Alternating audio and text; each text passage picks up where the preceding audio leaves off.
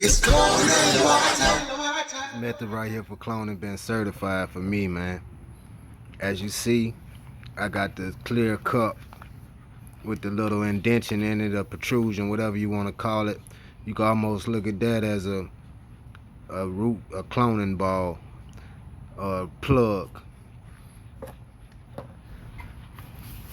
I feel the saw up slightly above that cup because you know I don't want light showing on the other side of the cloning hole.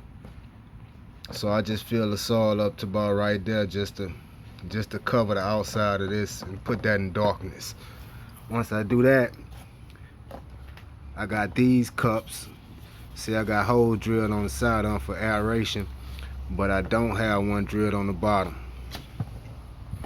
But on this one, we got a hole straight through here, straight through there,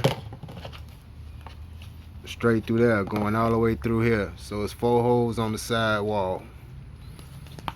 One hole at the bottom of the plug, the indention, then 2 on the low level so it's not holding water. That way it can, you know, drain and be well aerated. And bloop, I dropped that in there. So you got the saw and 2 cups. Once you put your rooting solution on your clone, on your cutting, you know, make sure that this soil is moist. Not necessarily now, but once your cutting goes in here, you gotta slightly moisten this. So you take your cutting, put it in your rooting solution, and then stab it. Once you stab it, take a water bottle. I'll show you later, but I just take a water bottle, stab some holes in the water bottle so it can get some air to the cutting, and then I dome it. Dome it for about a week, about 2 weeks. You should see roots in like shortly around 14 days. Even if you don't see it, they probably got roots forming. If you made it to 14 days, you probably got roots forming. But I'll show you the final configuration later. But man, I'm 100% with this method. It may be some clones I just don't like, but I'm pretty much 100% with this method. So even the ones that I didn't like, you can say that they made it, and they could have been nursed to better health.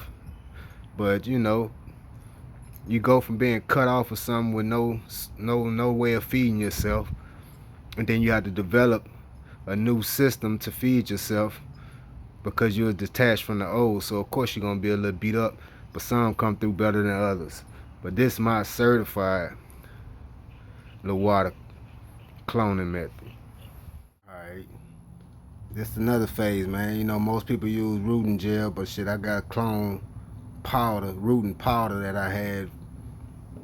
This same powder probably for years, half a decade to a decade. But I take the cloning powder, I put it in there in my cup,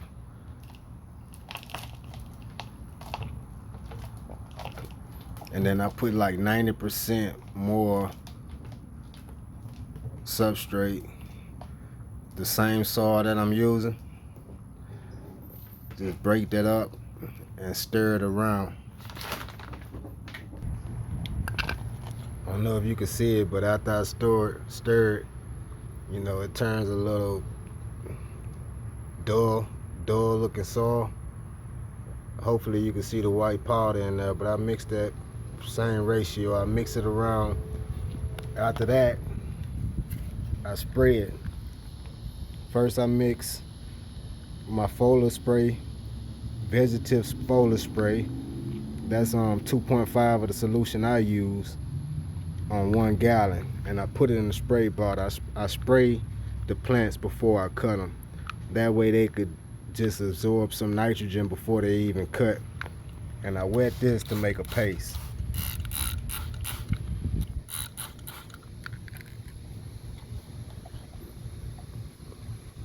See, I wet that to make a paste.